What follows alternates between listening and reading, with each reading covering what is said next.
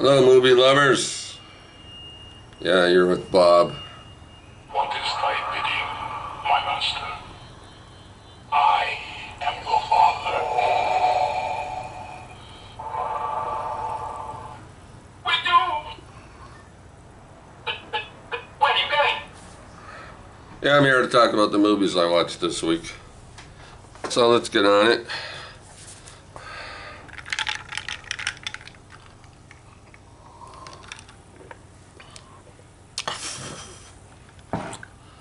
Oh, that's good for you. Puts hairs on your toes and on your back. I got 3 hairs on my chest, 3 of them. All these years I got 3 hairs. 3 hairs on my chest. Anyway, I watched a movie on TCM. Yes. Cary Grant and Eve, is it Eva or Eve Marie St. James Mason? You already know what it is, don't you? Yes, 1959, is it? 59? Mistaken identity spurs a foreign spy to pursue an innocent New Yorker. Cary Grant. All the way to Mount Rushmore. None of one of those innocent man things that Hitchcock loved to do, right? The wrong man. Who did it? They got the wrong guy. Anyway, you watched that movie. That was a great movie. I had the movie in the DVD somewhere over there in the pile, but came on TCM and I said, what the heck, Bob? You may as well watch it. So I watched it. What did I give it? I think I gave it a... Did I give it an 8? I think it's an 8. A 7 or an 8? Well, it's 7 or 8. It's an 8. Then I watched this one. This is fun. Yeah, this was movie World War Z. C. Canadians say C. Brad Pitt, 2013. These zombies move really fast, man. Yeah, and 12 seconds later, you're a zombie. They bite you, right? And then you can count to 12 and you're fucked. Yeah, 12 seconds. Or you chop your hand off or whatever part of your body. You can do it, right? Yeah. Brad Pitt's running around trying to save the world. It's a great movie. It's fun. It's got zombies in it, people. Get with the program. I gave it an 8. I love it. It's fun. And there's another one. The Boy in the Striped Pajamas. 2008. Asa Butterfield. Was he in Hugo? Was he the same kid in Hugo? He seems kind of familiar to me for some reason. Yes, and Vera Farmiga and something I can't even read my own writing. Anyway, Asa Butterfield is a little boy. Yes, and another little boy. Anyway, he moves into a big house. He moves from the city to another big house in the middle, basically nowhere, right? Farm country, stuff like that, trees. And he's in his bedroom, he's looking out the window. He sees this farm over there. A bunch of people working in a farm. He says, Mom, can I go play with the kids over there in the farm? Mom goes, farm? What farm? The farm that's over there where all the kids are. They got pajamas on and they're striped. Oh, no, you can't do that. Why not? Anyway, the Holocaust survivors, they're in this concentration camp. The little German boy meets a little Jewish boy, and they play chess and stuff like that, right through the fence. Anyway, yeah, well, the boy in the striped pajamas. I can't tell you anything more than that, or I'll spoil the whole goddamn movie on you. And you know me, I don't want to do that, or I try not my best not to do it. So if you got to watch it. If you haven't seen it, watch it. I recommend it.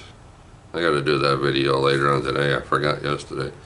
Then there's another one. There's right here. This one here. Jean Turney. Turney? Is that how you say her name? Jean? Cornell Wilde and Vincent Price is in it. But he's in it here and there. He's not in it much, but he's in it a few scenes anyway. Leave Her to Heaven, 1945. She loves this guy. She loves Cornell Wilde. Jean Turney loves Cornell Wilde, and she doesn't want anybody else to love him. She's a little bit on the mad side. She's a wacko, She's a very lovely looking lady, but she's got a wacko side to her. And you don't want to believe what she does. She can do some weird friggin' shit, man. Yeah. Leave Her to Heaven, number 8. Number 8. Gets an 8. If you haven't seen Leave Her to Heaven, 1945, watch that. Boy. Talking about weird women. All right. Our vines have tender grapes. Margaret O'Brien, young Margaret O'Brien. She's probably about 8 years old, maybe. And Edward G. Robinson, and Agnes Moorehead is the mom. Dad is Edward G. Robinson. They live in a farm. And they have neighbors and stuff like that. Things happen. One barn gets on fire, and everybody chips in and helps the guy out and stuff like that. And so, yeah.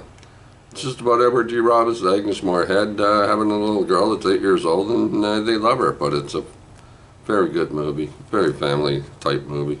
I love it. I can watch this movie next week. Don't have a problem with it. Yeah, what did I give it? I gave it an 8. Our Vines Have Tender Grapes, 1945. Edward G. Robinson and Margaret O'Brien. Here's another great one. A great movie. I got the book over there. I haven't read the book yet for some reason. Had it for years and haven't even read it yet. Too busy reading Edgar Rice Burroughs, I guess. But I got to get around to reading the book. It's Tree Grows in Brooklyn. Yes, Dorothy McGuire. Yes, family life.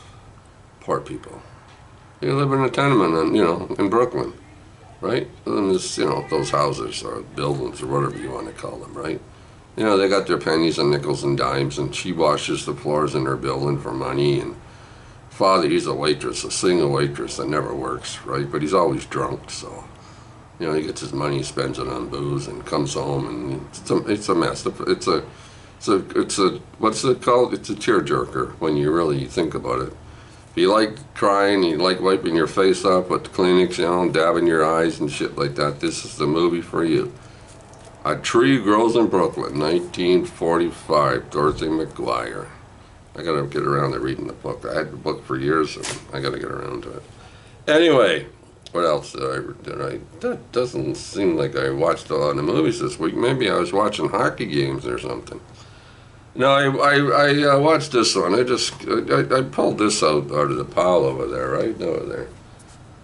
The girl that played with fire. What's her name's in it? Naomi Rapace. 2009. I'm probably saying her name wrong. That's to do with the sex trade. There's people in the government here and there, in the police and judges and different people. But she's been charged with murder, and they're looking for her, and she's looking for the people that kind of messed her up and stuff like that. And there's 3 of these movies. There's 3 of these books. And the girl with the dragon tattoo, and the girl who played with fire, and there's a 3rd movie. But the writer passed away. I think he died. So I don't know if there's going to be any more of these movies, or books for that matter. But the books, I had the books, I gave them away. Their books are like this thick. They're pretty thick books. And I'm going, am I going to read those? I said, probably not. So anyway, I gave them away, the books away to somebody, I forget now. But yeah, so I should have actually watched The Girl with the Dragon Tattoo first, I think.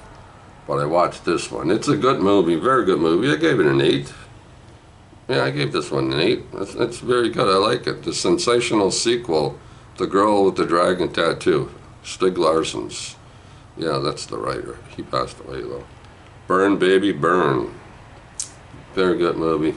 Now I gotta hunt. I don't know if I got The Girl with the Dragon Tattoo. I'll have to look. I have to look now. I have to get these 2 other movies to watch them so I can figure out where it really connect this movie to the other 2 and kind of finish them off. So maybe I shouldn't have watched this movie until I watched The Girl with the Dragon Tattoo. Maybe, yeah. I want this one. This is subtitles, eh? Yeah, Swedish. Isn't it Swedish? Yeah. So you just sit there and watch the words go by, eh? As the movie goes, as it progresses. But yeah, I can do that. I can just look at I don't know how you do it. I just look at the screen and see the words and kind of progress the words as I watch the movie. Some people can't do that. I don't know. Some people don't like words going across the, subtitles. Don't mind. I don't mind. Anyway, so that's it. Short, I guess it's a short movie week. Who knows, maybe because I watched hockey games or baseball games or TV shows or some kind of thing. But anyway, that's the movies I watched this week. Keep watching those movies. Give your mom a hug and give your dad a hug. See you next week.